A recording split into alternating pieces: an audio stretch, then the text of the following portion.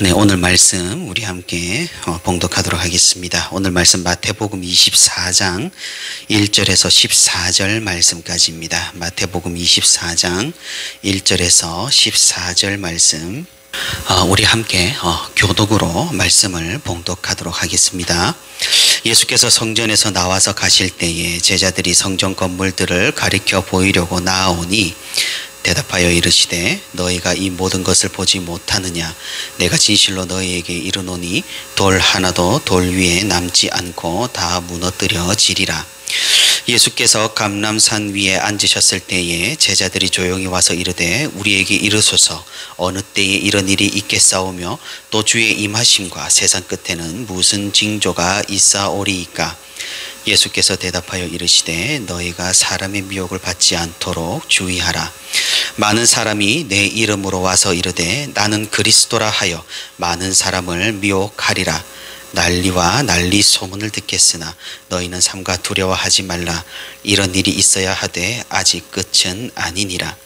민족이 민족을 나라가 나라를 대적하여 일어나겠고 곳곳에 기근과 지진이 있으리니 이 모든 것은 재난의 시작이니라. 그때에 사람들이 너희를 환난에 넘겨주겠으며 너희를 죽이리니 너희가 내 이름 때문에 모든 민족에게 미움을 받으리라. 그때에 많은 사람이 실족하게 되어 서로 잡아주고 서로 미워하겠으며 거짓 선지자가 많이 일어나 많은 사람을 미혹하겠으며 불법이 성함으로 많은 사람의 사랑이 식어지리라. 그러나 끝까지 견디는 자는 구원을 얻으리라. 이 천국 복음이 모든 민족에게 증언되기 위하여 온 세상에 전파되리니 그제야 끝이 오리라. 아멘. 네, 오늘도 주님과 동행하길 원하여서 이렇게 새벽 기도 자리에 나온 우리 성도 여러분 진심으로 환영하고 축복합니다. 하나님의 사랑과 크신 위로가 오늘 말씀 가운데 그리고 우리의 기도 가운데 충만하기를 소망합니다. 오늘 우리가 읽은 말씀은 예수님께서 종말에 대해서 알려주신 우리가 잘 아는 또 유명한 말씀입니다. 사실 지금 시대에 종말에 대한 관심을 가지기는 쉽지 않은 현실입니다. 왜냐하면 시대가 너무나 살기 좋아졌고 또한 종말을 기대하고 소망할 만큼 우리의 상황들이 크게 위험하다거나 흔들릴 일이 별로 없기 때문입니다. 그래서 교회 강단에서도 종말에 대한 설교가 서서히 사라지는 그런 추세에 있습니다. 그리고 우리나라는 생각을 해보면 조금은 더 특수한 상황에 있는 것 같습니다. 종말에 대한 말씀을 악용한 이단들이 너무나도 많기 때문에 마지막 날을 언급함에 있어서 조금은 더 신중해졌기 때문입니다. 아마 성도 여러분 다미 선교회라고 기억을 하실 겁니다. 많은 사람들이 현혹이 되었고 믿지는 않았을지라도 그래도 과연 그날에 어떤 일이 일어날 것인지 궁금했던 사람들이 많았습니다.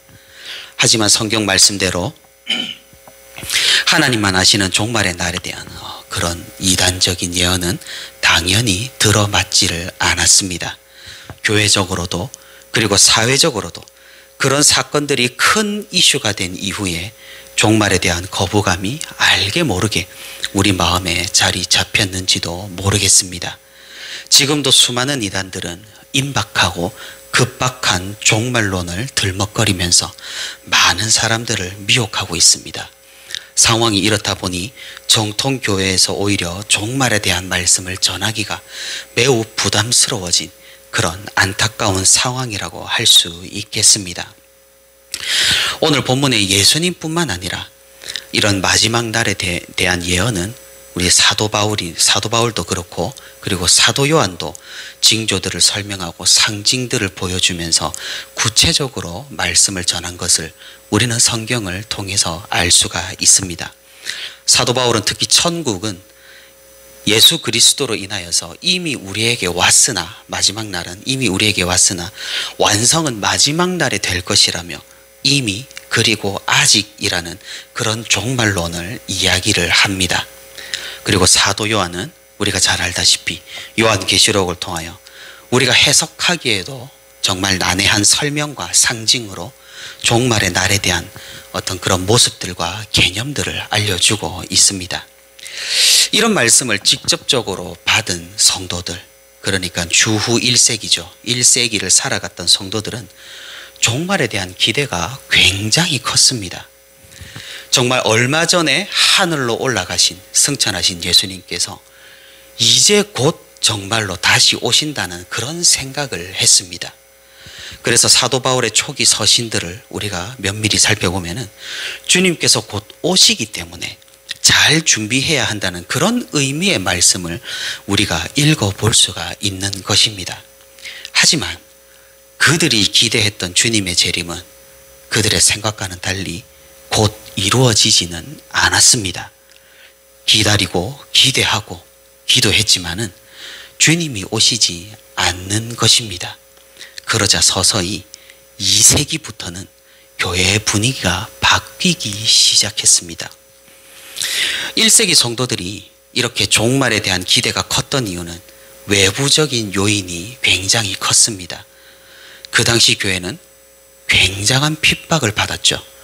이스라엘에서는 이제 예수님을 믿는 사람들을 이단으로 몰아세워서 핍박을 했고, 로마에서는 황제를 거부하는 어떤 그런 이상한 정치 집단으로 여겨져서 숱한 실제로 박해를 견뎌내야만 했습니다. 그들은 숨어야 했고 또 도망쳐야 했고 믿음을 고백하고 예배를 드리는데 목숨을 걸어야 했던 것입니다.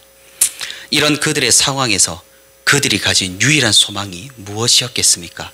그것은 주님께서 오셔서 자신의 상황들을 해결해 주시고 하나님의 나라가 이 땅에 온전히 임하는 것이 그들의 유일한 소망이었습니다.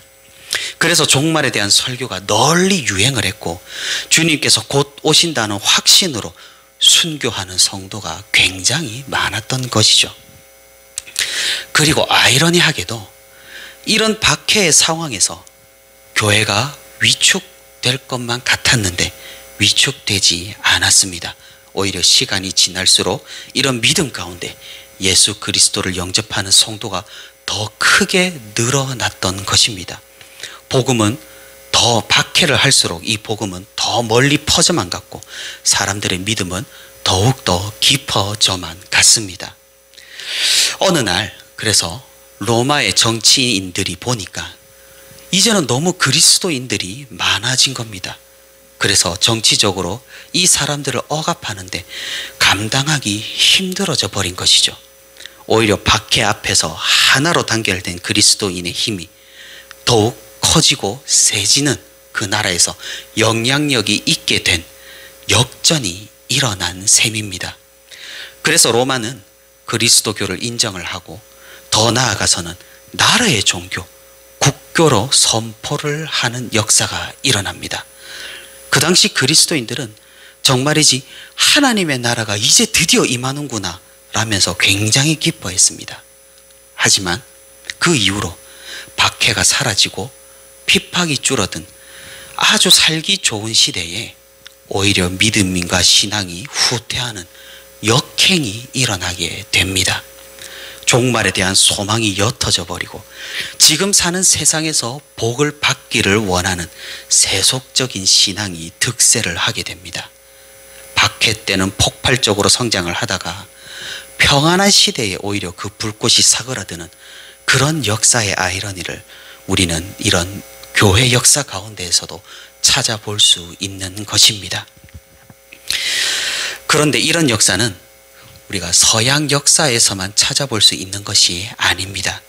우리나라에도 마찬가지였죠. 일제강점기 때 교회들에서는 임박한 종말론이 유행처럼 퍼져나갔습니다. 오히려 박해 가운데 위대한 순교자가 나오고 복음의 힘이 굉장히 강력했던 시대였습니다. 일제가 이렇게 압박을 하니까 지금 이 세상이 고통스럽고 힘들고 어려우니 사람들은 천국에 소망을 두었고 천국을 깊이 바랬습니다. 하지만 일제가 물러나고 세상이 좋아지고 경제가 발전을 하니 종말에 대한 관심이 서서히 사그라듭니다. 이제는 현세의 삶에 관심을 가지기 시작합니다. 삼박자 축복, 현세에서 받는 복, 야베스의 축복, 하나님을 잘 믿으면 세상에서 성공한다는 설교들, 아마도 지금까지 이어져 오는 그런 흐름일 것입니다. 사실 말세에 대해 관심이 없는 지금입니다. 예수님의 재림에 대한 기대가 별로 없는 것 같습니다. 정말 예수님께서 어느 날 어느 시점에 재림을 한다고 해도 우리가 사는 이 땅은 크게 관심이 없고 그 예수님을 돌아보지도 않을 만큼 그런 당황스러운 시대에 우리가 살고 있습니다. 사랑하는 성도 여러분, 하지만 우리가 생각해 봐야 하는 사실이 있습니다. 우리가 정말로 고민을 해봐야 하는 사실이 있습니다. 우리가 제대로 신앙생활을 한다면 우리는 재림을 기대할 수밖에 없다는 사실입니다. 왜 그렇습니까? 왜냐하면 이 세상에는 참된 만족이 없기 때문이고, 말씀대로 우리가 살아간다면 이 세상이 살기 힘들기 때문입니다. 우리가 이 세상에서 완벽하고 완전한 만족을 얻을 수 있겠습니까? 제 아무리 새롭고 신선한 것일지라도 우리는 금방 실증을 내게 되어 있습니다. 제 아무리 만족스럽고 기분 좋은 것이라고 해도 우리는 금방 적응하여서 타성해졌게 되어 있습니다. 제 아무리 짜릿한 쾌락이라고 할지라도 시간이 지나면 우리는 아무런 감각을 느끼지 못하게 되어 버립니다. 이 세상에서 우리는 참된 만족을 느낄 수가 없는 것이죠. 완전한 만족은 주님께서 다시 오시는 그날, 주님과 함께 할 때 우리는 정말 만족할 수가 있을 것입니다. 어제 청년들과 예배 시간에 우리가 청년부 예배를 하면서 하나님의 말씀대로 살아간다면 어떻게 되는지에 대해서 나누었습니다. 착하게 살아야 한다는 말씀. 그런데 이 각박하고 약육강식의 그런 무정한 세상에서 정말로 착하게 살아간다면 과연 어떻게 되겠습니까? 그건 그야말로 지옥이 따로 없을 것입니다. 공중권세 잡은 자의 유혹과 협박과 핍박이 호락호락하지 않기 때문입니다. 그런데 나에게 이상하게도 핍박이 없는 삶이 이어지고 너무나 평탄하게 이 세상을 살고 있다고 한다면 그것은 방향이 잘못되었을 가능성이 크다는 말입니다. 말씀대로 산다면은 우리는 살기가 힘들어야 정상인 셈입니다. 세상이 살기 힘드니 우리는 재림을 기대하고 사모하고 소원하게 되는 것입니다. 내 삶이 평탄하기만 한다면 그것은 어쩌면 하나님의 심각한 경고일 수 있다는 사실이죠. 왜 그렇습니까? 주님의 삶이 평탄하지 않았고 하나님의 말씀을 믿고 살아간 성경의 인물들, 그리고 역사 속의 선배들 또한 그 삶이 평탄하지 않았기 때문입니다. 지금 사순절 기간 우리가 주님의 길을 묵상하고 그 길을 따르겠노라고 결심하고 기도하지만 정작 우리가 사는 삶이 전혀 그 길 같아 보이지 않는다면 우리는 좁은 길이 아니라 넓은 길, 큰 길, 사람들이 많이 가는 길로 가는 셈일 것입니다. 믿음을 가지고 하나님을 신실하게 믿는 사람은 어느 시대나 말세의 삶을 살았습니다. 오늘 예수님께서 하신 종말의 징조들을 살펴봐도 이것은 명확합니다. 5절에 가짜 그리스도가 미혹을 하고 7절에 전쟁과 기근과 지진, 전염병의 상황에서 공공연히 교회가 공격을 받기도 한다고 말씀합니다. 사람들은 제대로 된 신앙인을 증오합니다. 9절에 환난에 넘겨버리고 믿음의 사람을 죽이기를 서슴지 않는다고 말씀합니다. 역사적으로 그래 왔습니다. 일제강점기에 그리고 6.25 사변에 언제나 교회는 핍박의 대상이었습니다. 지금 시대도 마찬가지입니다. 정말로 믿음을 지키며 하나님의 말씀을 따르는 사람들은 고된 삶을 살아갑니다. 자기 때문이 아니라 말씀 때문입니다. 말씀에서 하라는 것을 하기 때문이고 하지 말라는 것을 참으며 인내하기 때문입니다. 이것은 자신의 욕심 때문에, 자기의 욕망 때문에 힘든 사람과 확연히 구분이 되는 것입니다. 사랑하는 성도 여러분, 우리의 삶을 가만히 돌아보기를 바랍니다. 내가 정말로 주님의 뒤를 따르고 있는지, 아니면 세상과 한 발 걸치며 평안과 평탄과 평강만을 바라보고 있는 것은 아닌지를 말입니다. 주님께서는 오늘 말씀하고 계십니다. 13절에 그러나 끝까지 견디는 자는 구원을 얻으리라 라고 말입니다. 무엇을 견딘다는 말입니까? 견딘다는 것은 고통과 고난과 어려움과 핍박 같은 이런 부정적인 것들을 참아내는 것을 말합니다.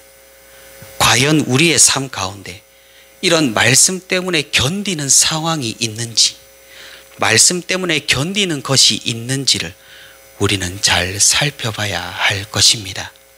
만약 그렇지 않는다면 우리는 끝까지 견디는 자가 될 수 없을 것이고, 그렇다면 주님께서 말씀하시는 구원조차 우리는 장담할 수 없기 때문입니다.